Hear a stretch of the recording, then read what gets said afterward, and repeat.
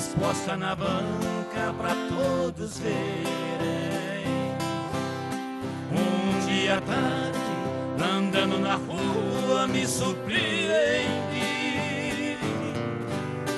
quando numa banca vi um corpo nu queimado do sol. Conhecido meu, há tempos atrás me pertenceu, como eu era feliz.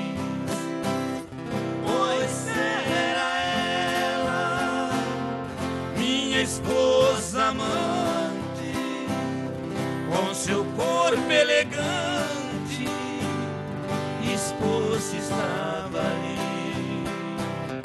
Foi a sua vaidade, conversas de comadres, conselhos não de padre, tirou ela de mim.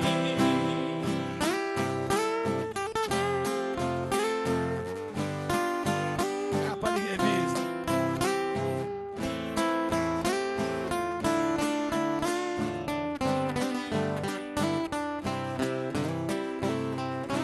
Capa de revista, exposta na banca pra todos verem. Na primeira noite, ela de vergonha a luz apagou. Hoje as luzes não mais intimidam, por todo lado seu corpo é mostrado, sem censura é fotografado, como ela mudou. Pois era ela, minha esposa amante, com seu corpo elegante, esposa estava ali.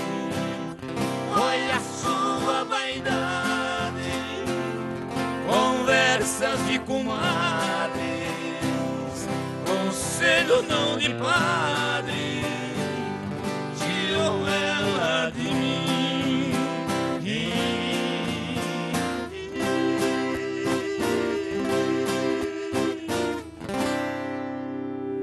Tá aí, Gilberto e Gilmar, são 40 anos de história, de estrada, de sucesso, de hinos aí da música raiz sertaneja brasileira. Muitos recados chegando.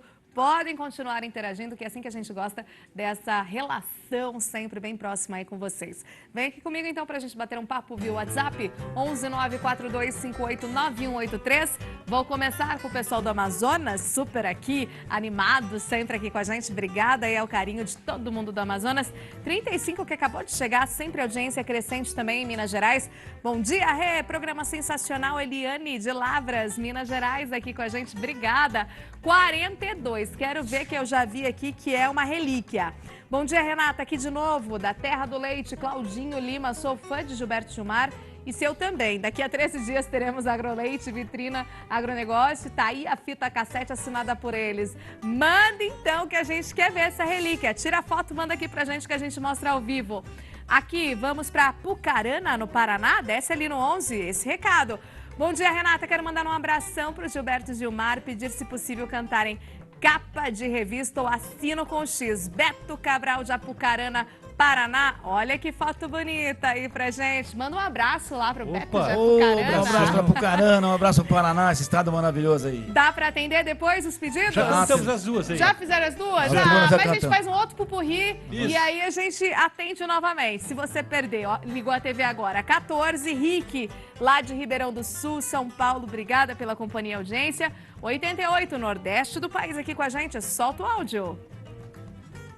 Oi, bom dia. Estou aqui no Ceará, ligado no seu programa aí. Eu gostaria de você mandasse um alô aqui para JG em Vaz Alegre, no Ceará. Muito bom aí o Gilberto Gilmar aí, muito bacana. Gostaria de ouvir uma música deles aí, eles cantando aí depois. Valeu, obrigado. Obrigada. Sempre tô ligado no programa seu aí, viu? Muito bom. Obrigada, JI do Ceará. Beijão pra você. Obrigada pelo carinho e audiência de sul ao norte e nordeste do Brasil, viu? Muito obrigada. Aqui, ó, 51, falei de sul a norte e nordeste, vamos pro sul. 51 aqui com a gente. Meu nome é Carlos Alexandre, sou de Alvorada, região metropolitana de Porto Alegre, Rio Grande do Sul. Fez aí a imagem acompanhando o programa. Solta um pouquinho pra gente ver. Vamos lá. Tá aí o pessoal acompanhando a gente. Não basta acompanhar, tem que gravar para falar, autenticar que estão vendo, né? Verdade. Obrigado, beijão aí a todos da região de Alvorada, no sul do país. Mais 51 aqui chegando, mais gaúcho com a gente. Bom dia, Renata. Por aqui, época mais gostosa do ano. Nascimentos aí dos cordeiros. Nessa foto, a mãe protege o filhote da chuva. Linda imagem, hein? Tenha uma ótima semana para você também, Elisete Rocha, de General Câmara, Rio Grande do Sul, aqui com a gente. 42, Paraná também. Bom dia, Renata, Gilberto e Gilmar, sou fã desses caras. Olha a foto curtindo nas viagens, cantamos muito as modas deles. Canta pra nós, proposta essa, 1999, abraços, obrigada. Vamos atendendo vocês, os meninos estão aqui com a memória fantástica, espetacular. Eles estão decorando aí todos os pedidos de música que vocês têm feito aqui pra nós, tá bom? E agora, a gente, claro, continua falando sobre o nosso setor, sobre um assunto bastante importante e até, de certa forma, um pouco polêmico, né? Porque a gente viu que foram divulgados aí os dados do INPE e aí o presidente Jair Bolsonaro teve uma fala e essa fala foi, digamos assim, não recebida com muito gosto, né, pelo corpo científico.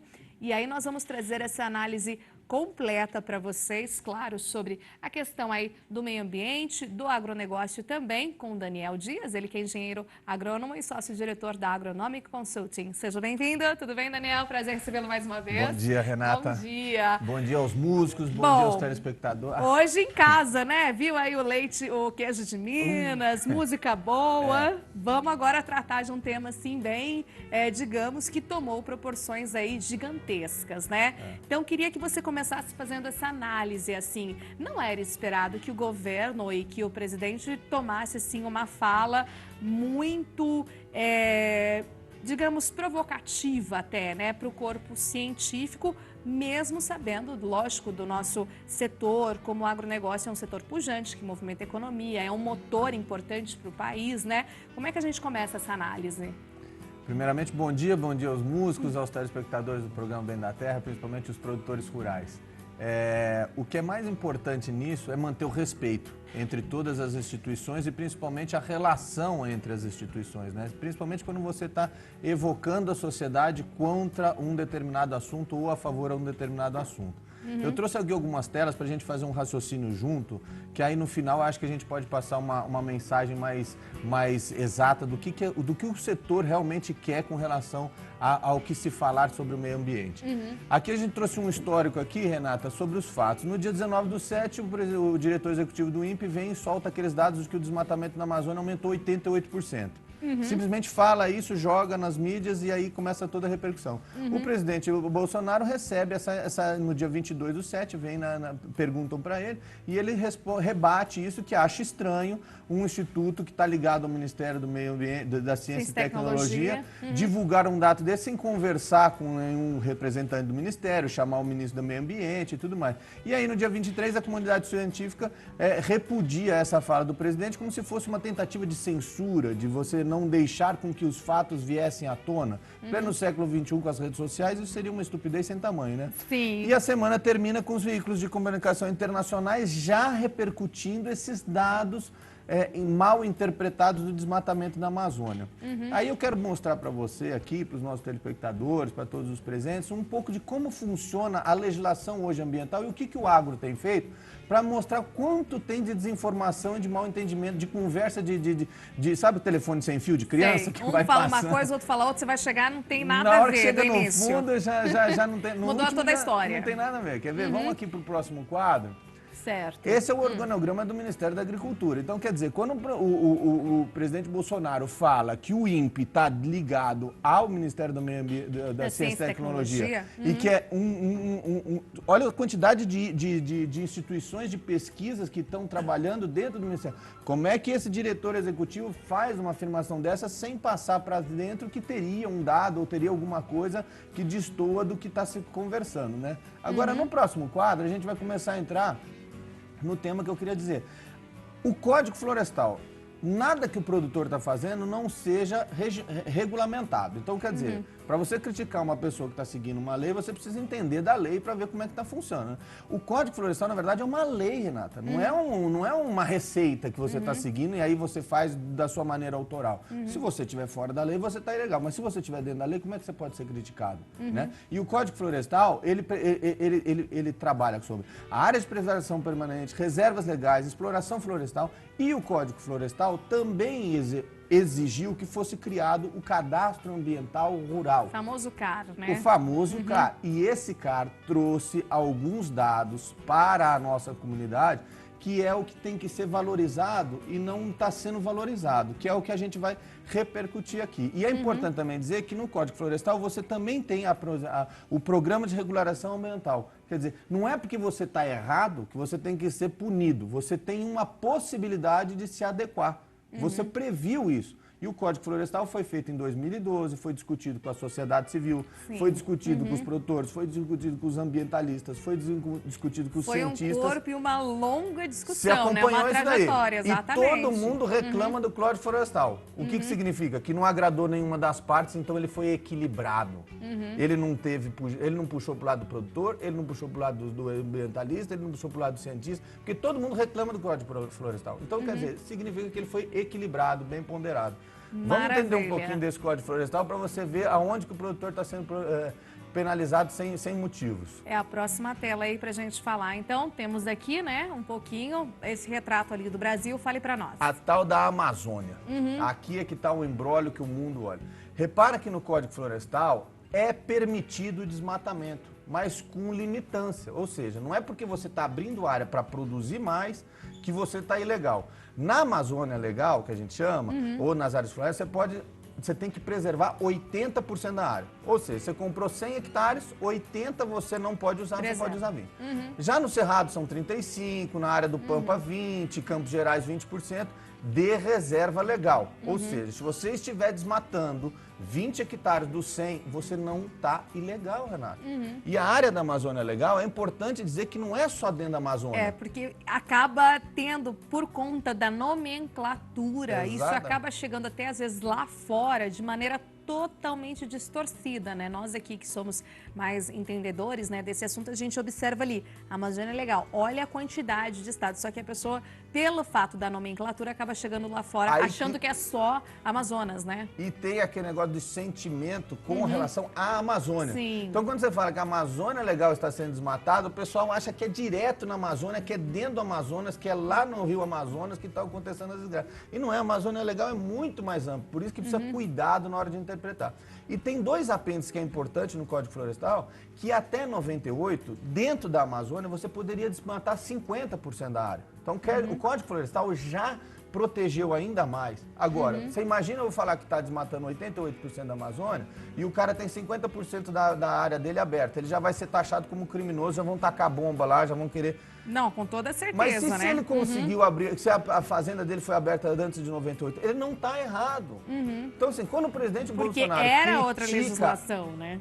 Quando o presidente Bolsonaro criticou a forma como esses dados foram lançados, ele não está errado na essência. Talvez a forma que ele fez, as palavras que ele usou, o embate que ele promoveu, estaria um pouco fora do contexto que todo mundo gostaria que fosse. Mas ele não está errado. Quer ver? Vamos ver aqui os próximos quadros, vocês vão entender até mais.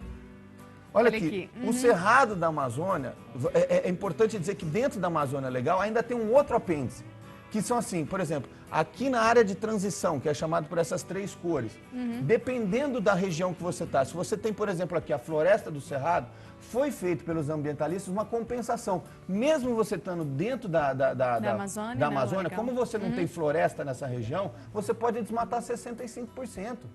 Quer dizer, você imagina você falar que tem 80% de desmatamento numa área que você já tem um apêndice de 65. científico. Assim como no Maranhão, as florestas de Babaçu, e aqui na Caatinga, as florestas de tradição do Caatinga, que mesmo estando dentro da Amazônia Legal, você tem um apêndice porque não são áreas de floresta.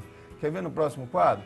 Vamos lá, próxima tela para a gente compreender essa análise. Não, esse dado aqui eu acho ele fantástico. Isso aqui é o que absolve o agronegócio, né? Sim, isso aqui que até a Embrapa usa muito, né? Até para as explicações, mas pode aqui complementar, Daniel. Aqui eu acho que começa a maneira mais certa da gente divulgar o agronegócio hoje com relação à preservação ambiental, do que é o produtor hoje rural com relação à preservação do meio ambiente. O CAR, aquilo que o Código Florestal exigiu, está feito. Tem acho que 2 ou 3% para ser feito, que são propriedades que ainda não fizeram. Nós temos 5.175.000 propriedades rurais no Brasil. 5 milhões, nós somos 220 milhões de habitantes, temos 5 milhões de produtores rurais só. Olha o tamanhozinho que é o produtor rural. E olha o que eles já fazem para nós. 66% do meio ambiente é preservado em mata nativa. Aonde que está esse destruidor do meio ambiente que nós estamos falando? E repara, Renata, que em lavouras nós temos só 7,8% desse país desmatado, que alimenta todo esse país e ainda gera todo esse excedente e ainda é criminalizado. É protagonista, né? E ainda é criminalizado. Esse quadro aqui é muito importante, como você falou, e é importante dizer. O Blairo Mais pôs isso debaixo do braço, foi o primeiro ministro que pôs isso do braço e saiu viajando e defendendo o produtor rural. Foi exatamente um trabalho da Embrapa Territorial Rural. Quer ver os outros dados do CAR? Quanto mais a gente olha, mais a gente... Olha isso aqui, Renata. Isso aqui é o mapa das reservas legais dentro dos 5.175.000 propriedades rurais. Porque é um georreferenciamento. Você tem que dizer onde está a sua propriedade. Quantos por cento tem de pasto, quantos por cento tem de estrada, quantas...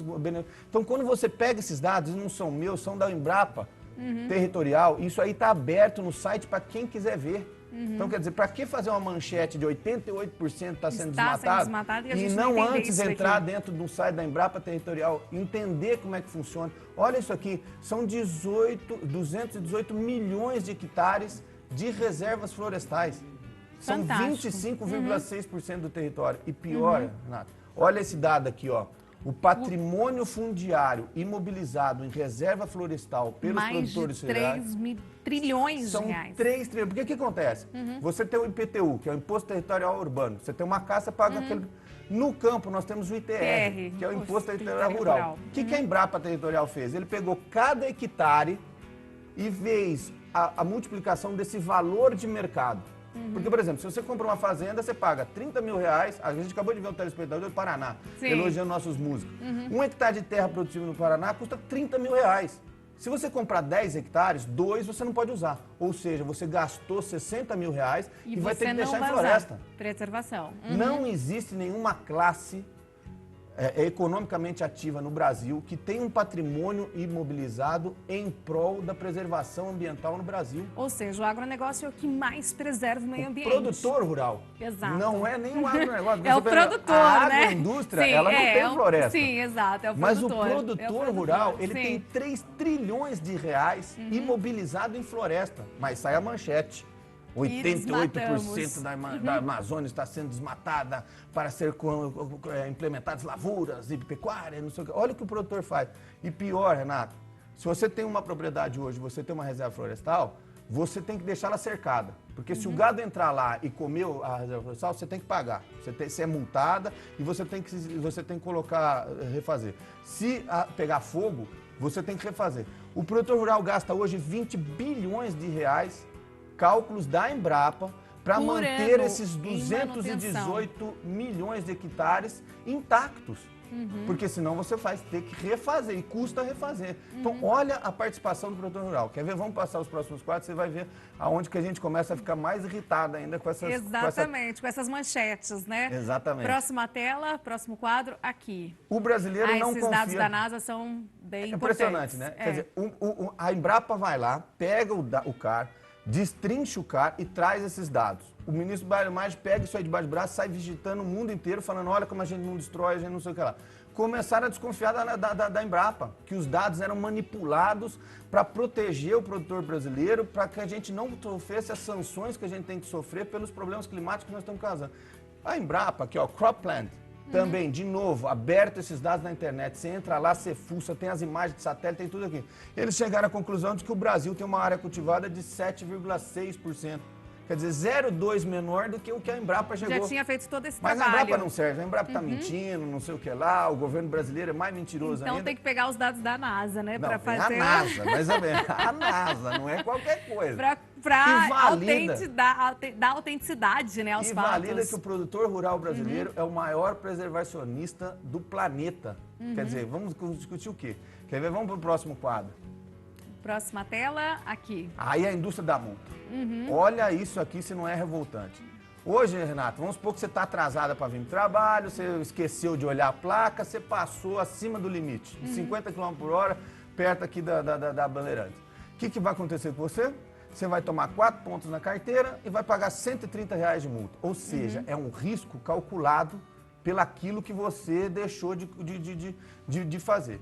E o dinheiro que você paga dessa multa, 5% vai para o FUNSET, que é o Fundo Nacional de Segurança e de Educação do Trânsito, e 95% é exclusivo para o uso de sinalização, engenharia de tráfego e policiamento e educação. Ou seja, se você cometeu uma penalidade, você tem um preço justo, você tem uma tabela de preço e você tem uma destinação correta.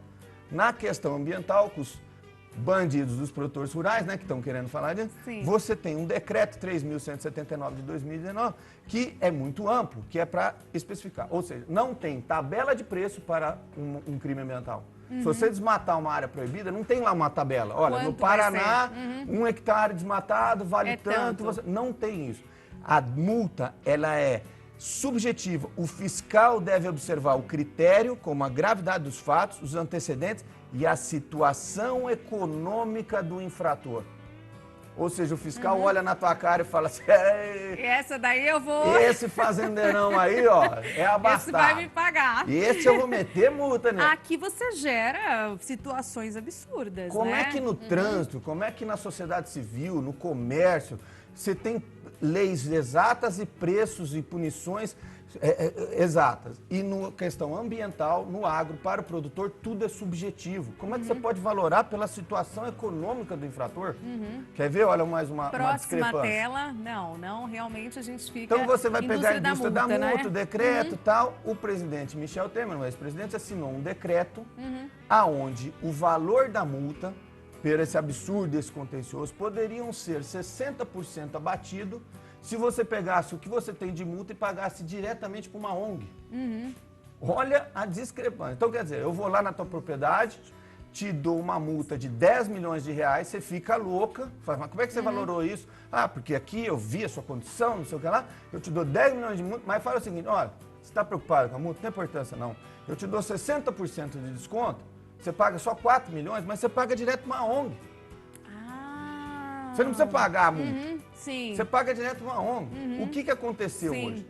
Você pega e você tem dentro de um contencioso ambiental, no Ministério do Meio Ambiente, 15 no IBAMA bilhões de e no reais. ICMBio, 15,3 bilhões de reais. A primeira benefício que eles te dão é paga para uma ONG que você já tem quase 60%. Tem alguma coisa que está errada, Renata, nessa necessidade de se colocar índices de desmatamento de maneira muito abrupta, não deixar com que o meio discuta e debata isso e tenha esse engenhamento assim, de valoração e de benefício de pagamento direto para a ONG. ONG, não estou fazendo propaganda contra. As ONGs existem para atuar em determinados segmentos onde o governo não consegue entrar. Então, num primeiro momento, elas são muito úteis e têm feito trabalhos maravilhosos. Sim. Mas reparem, Renato, que para abrir uma ONG hoje, você só precisa de um contrato social e um advogado. Quer dizer, não houve farra com o dinheiro público nos últimos anos? Não houve uma deturpação do uso e de ocupação de autarquias públicas para se fazer determinadas políticas e valorar alguns vieses ideológicos? Isso aqui precisa ser revisto. Né? Quer ver? Vamos para o próximo quadro. Próxima tela, para a gente fechar aqui o nosso entendimento. É onde eu tô Futuro, querendo né? dizer. São os futuros. E aqui é a Isso conclusão da nossa análise. Isso é que está ficando complicado. Quer dizer, Sim, nesse quadro, 2050, 10 bilhões aí de pessoas, 10 né? bilhões. Olha o crescimento da população de 1960 a 2050. Alguém tem que alimentar esse povo. E esse crescimento, para a gente atingir 10 bilhões de pessoas em 2050, é preciso produzir 40% mais de alimento. Só o Brasil tem reserva de terra agricultável para suportar esse crescimento. E com isso tem despertado o medo ou a ganância de outros países em brecar com que o país se desenvolva como o principal fornecedor de alimento do mundo. Talvez por isso, Daniel, também o interesse bem expressivo, né? Tem alguns momentos particulares, assim, mas de interesse de estrangeiros, né? Tão fortes pelas terras brasileiras? Não só pelas terras, mas também como brecar o crescimento da agricultura brasileira.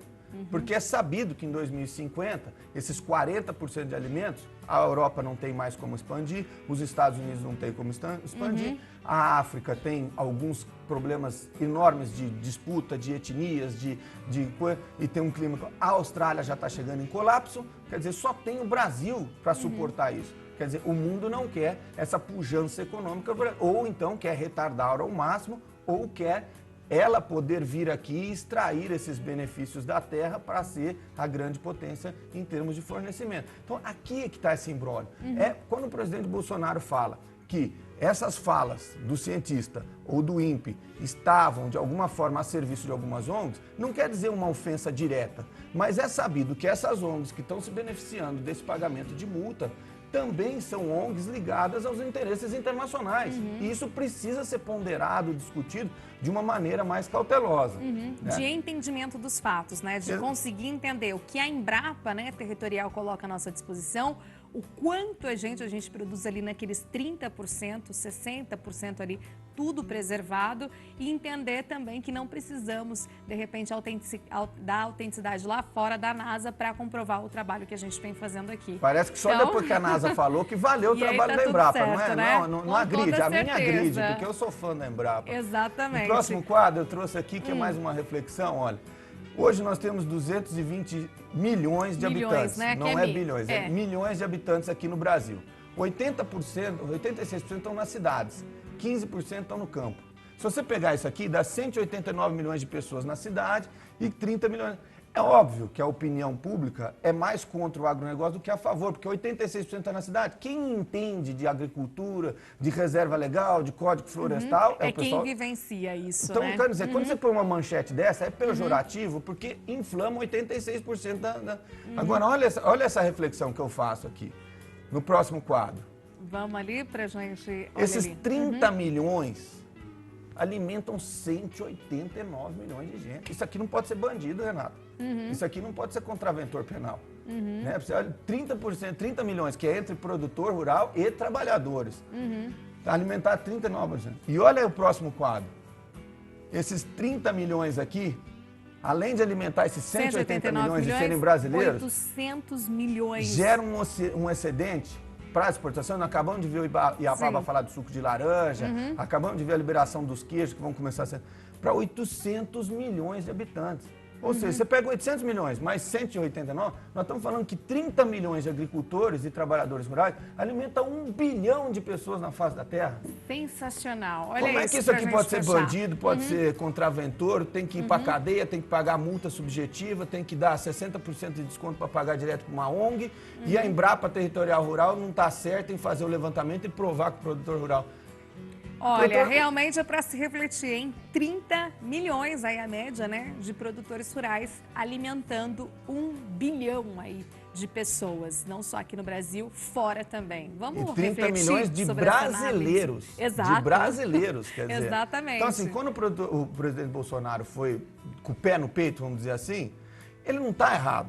Ele está protegendo esses 30 milhões de pessoas que estão alimentando 1 bilhão de pessoas. Talvez a forma como ele fez. E, com certeza, na minha reflexão, como brasileiro e na sociedade democrática que a gente vê, eu acho que o INPE errou em divulgar esses dados. Porque assim, uma coisa é estar desmatando a Amazônia, mas quanto desse desmatamento é legal? Quanto está dentro do 20% de reserva, de 60%, de 70%? Ninguém consegue mostrar isso. Essa análise, né? Nenhum setor de pesquisa conseguiu mostrar até hoje. E essa é a birra de um ministro do Meio Ambiente, do ministro da Agricultura. Quer dizer, tá bom, tá desmatando, mas o quanto disso está dentro da legislação? É isso que a gente precisa saber. Que aí a gente vai lá e pune exemplarmente o que está fora. Mas o que está certo, alimentando 1 bilhão de pessoas, nós temos é que incentivá-los e não puni-los. Com toda certeza. Daniel, muito obrigada sempre aqui por mais uma vez sua análise completa aí sobre esse setor tão importante que é o nosso agro. Deixe seu contato aqui para nós.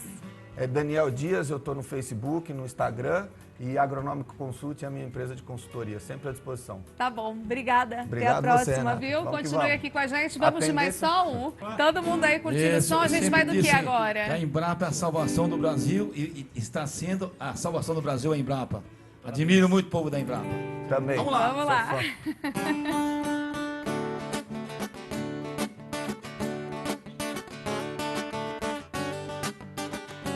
Vamos quebrar tudo.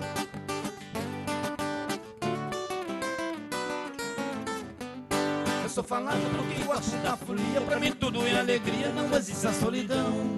Quando eu chance pra tristeza no segundo, pois já vou quebrando tudo numa baita animação. Onde tem festa e mulher eu tô no meio, com o copo sempre cheio e o limite é o chão.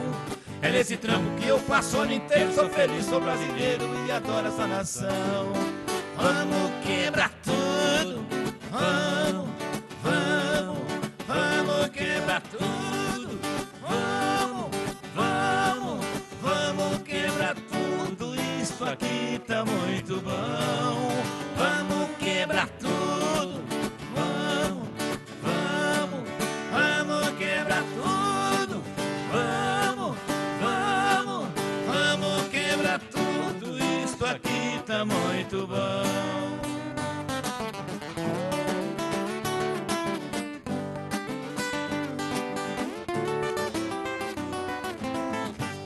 Vamos quebrando a tristeza e a amargura, o que é bom não se mistura, o que é ruim pra mim não vem.